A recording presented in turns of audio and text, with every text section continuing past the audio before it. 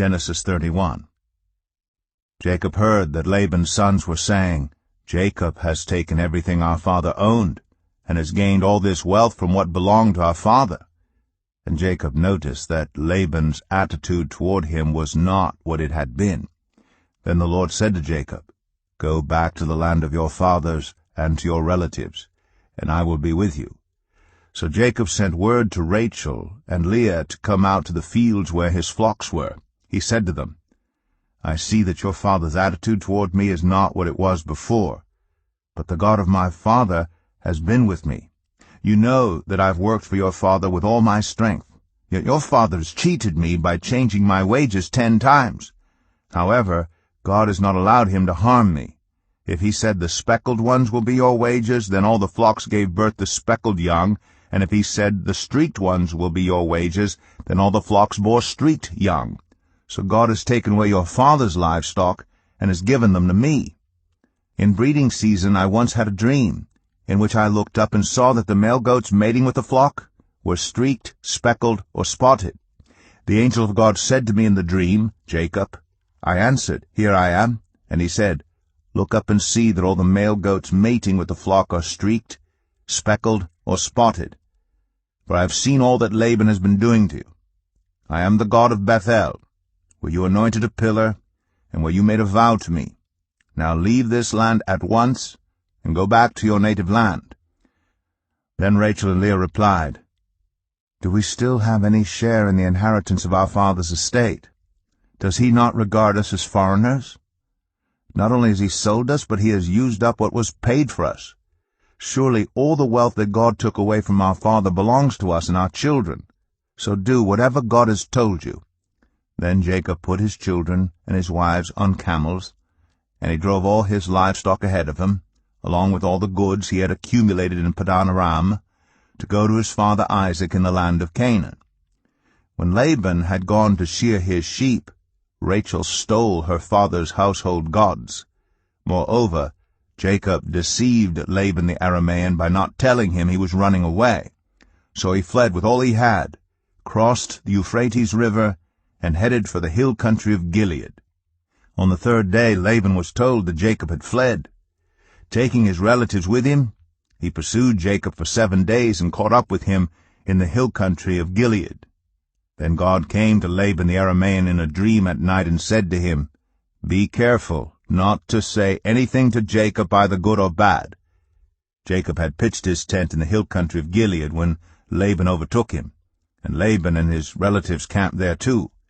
Then Laban said to Jacob, "What have you done? You've deceived me, and you've carried off my daughters like captives in war. Why did you run off secretly and deceive me? Why didn't you tell me so I could send you away with joy and singing to the music of timbrels and harps? You didn't even let me kiss my grandchildren and my daughters goodbye. You've done a foolish thing. I have the power to harm you. But last night the God of your father said to me, 'Be careful not to say anything to Jacob, either good or bad.' Now you've gone off because you longed to return to your father's household. But why did you steal my gods?" Jacob answered Laban, "I was afraid because I thought you would take your daughters away from me by force. But if you find anyone who has your gods, that person shall not live. In the presence of our relatives, see for yourself whether there is anything of yours here with me, and if so, take it." Now Jacob did not know that Rachel had stolen the gods. So Laban went into Jacob's tent, and into Leah's tent, and into the tent of the 2 female servants, but he found nothing. After he came out of Leah's tent, he entered Rachel's tent. Now Rachel had taken the household gods and put them inside her camel's saddle, and was sitting on them. Laban searched through everything in the tent, but found nothing. Rachel said to her father, "Don't be angry, my lord, that I cannot stand up in your presence. I'm having my period." So he searched, but could not find the household gods. Jacob was angry and took Laban to task. "What is my crime?" he asked Laban. "How have I wronged you that you hunt me down? Now that you have searched through all my goods, what have you found that belongs to your household? Put it here in front of your relatives and mine, and let them judge between the 2 of us. I have been with you for 20 years now. Your sheep and goats have not miscarried. nor have I eaten rams from your flocks? I did not bring you animals torn by wild beasts. I bore the loss myself. And you demanded payment from me for whatever was stolen by day or night. This was my situation. The heat consumed me in the daytime and the cold at night, and sleep fled from my eyes. It was like this for the 20 years I was in your household. I worked for you 14 years for your 2 daughters, and 6 years for your flocks, and you changed my wages 10 times. If the God of my father, the God of Abraham, and the fear of Isaac had not been with me, you would surely have sent me away empty-handed. But God has seen my hardship and the toil of my hands, and last night he rebuked you." Laban answered Jacob, "The women are my daughters, the children are my children, and the flocks are my flocks. All you see is mine. Yet what can I do today about these daughters of mine, or about the children they have borne? Come now, let's make a covenant, you and I, and let us serve as a witness between us." So Jacob took a stone and set it up as a pillar. He said to his relatives, "Gather some stones." So they took stones and piled them in a heap, and they ate there by the heap. Laban called it Jegar-Sahadutha, and Jacob called it Gilead. Laban said, "This heap is a witness between you and me today." That is why it is called Gilead. It was also called Mizpah, because he said, "May the Lord keep watch between you and me when we are away from each other. If you mistreat my daughters, or if you take any wives besides my daughters, even though no one is with us, remember that God is a witness between you and me." Laban also said to Jacob, "Here is this heap, and here is this pillar I have set up between you and me. This heap is a witness, and this pillar is a witness, that I will not go past this heap to your side to harm you, and that you will not go past this heap and pillar to my side to harm me. May the God of Abraham and the God of Nahor, the God of their father, judge between us." So Jacob took an oath in the name of the fear of his father Isaac. He offered a sacrifice there in the hill country and invited his relatives to a meal. After they had eaten, they spent the night there. Early the next morning Laban kissed his grandchildren and his daughters and blessed them. Then he left and returned home. Genesis 32. Jacob also went on his way, and the angels of God met him. When Jacob saw them, he said, "This is the camp of God." So he named that place Mahanaim. Jacob sent messengers ahead of him to his brother Esau in the land of Seir, the country of Edom. He instructed them, "This is what you are to say to my lord Esau. Your servant Jacob says, I have been staying with Laban and have remained there till now. I have cattle and donkeys, sheep and goats, male and female servants. Now I am sending this message to my lord, that I may find favor in your eyes." When the messengers returned to Jacob, they said, "We went to your brother Esau, and now he is coming to meet you, and 400 men are with him." In great fear and distress Jacob divided the people who were with him into 2 groups, and the flocks and herds and camels as well. He thought, if Esau comes and attacks one group, the group that is left may escape. Then Jacob prayed, "O God of my father Abraham, God of my father Isaac, Lord, you who said to me, 'Go back to your country and your relatives, and I will make you prosper,' I am unworthy of all the kindness and faithfulness you have shown your servant. I had only my staff when I crossed to this Jordan, but now I have become 2 camps. Save me, I pray, from the hand of my brother Esau, for I am afraid he will come and attack me, and also the mothers with their children. But you have said, I will surely make you prosper, and will make your descendants like the sand of the sea, which cannot be counted." He spent the night there, and from what he had with him he selected a gift for his brother Esau, 200 female goats and 20 male goats, 200 ewes and 20 rams, 30 female camels with their young, 40 cows and 10 bulls, and 20 female donkeys and 10 male donkeys.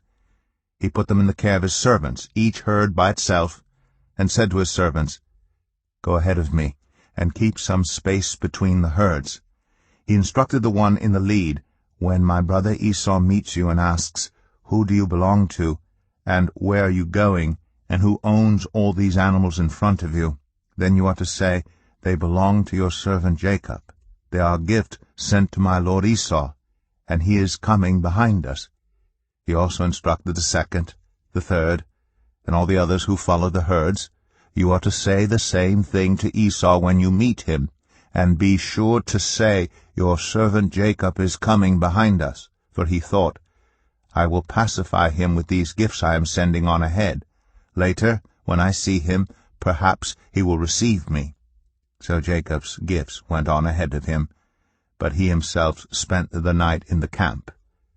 That night Jacob got up and took his 2 wives, his 2 female servants, and his 11 sons, and crossed the ford of the Jabbok.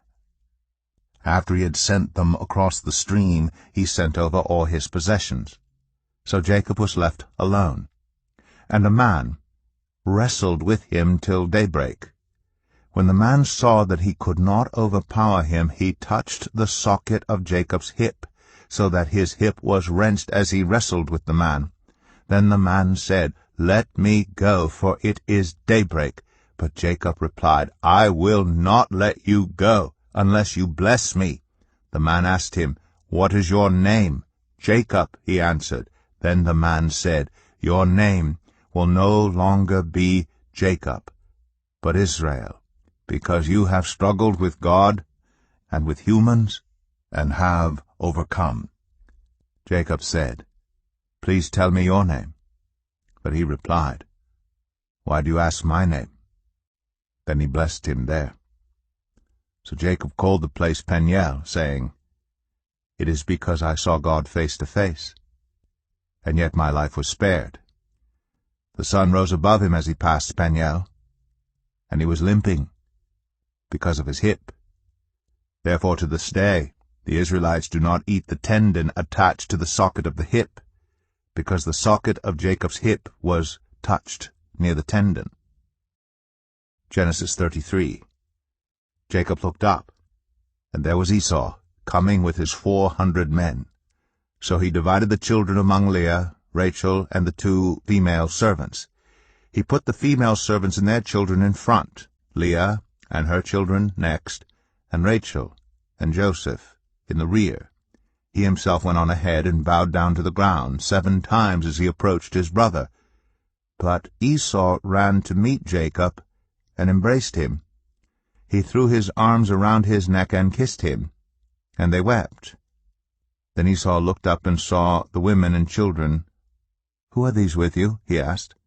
Jacob answered, "They are the children God has graciously given your servant." Then the female servants and their children approached and bowed down. Next, Leah and her children came and bowed down. Last of all came Joseph and Rachel, and they too bowed down. Esau asked, "What's the meaning of all these flocks and herds I met?" "To find favor in your eyes, my lord," he said. But Esau said, "I already have plenty, my brother. Keep what you have for yourself." "No, please," said Jacob. "If I have found favor in your eyes, accept this gift from me. For to see your face is like seeing the face of God.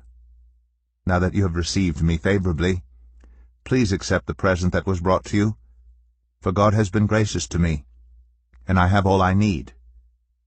And because Jacob insisted, Esau accepted it. Then Esau said, "Let us be on our way. I'll accompany you." But Jacob said to him, "My lord knows that the children are tender, and that I must care for the ewes and cows that are nursing their young. If they are driven hard just one day, all the animals will die.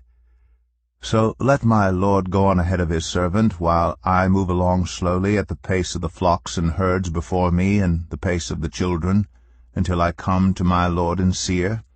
Esau said, "Then let me leave some of my men with you." "But why do that?" Jacob asked. "Just let me find favor in the eyes of my lord." So that day Esau started on his way back to Seir. Jacob, however, went to Succoth, where he built a place for himself and made shelters for his livestock. That is why the place is called Succoth. After Jacob came from Padan Aram, he arrived safely at the city of Shechem in Canaan, and camped within sight of the city. For 100 pieces of silver he bought from the sons of Hamor, the father of Shechem, the plot of ground where he pitched his tent. There he set up an altar, and called it El Elohe Israel. Genesis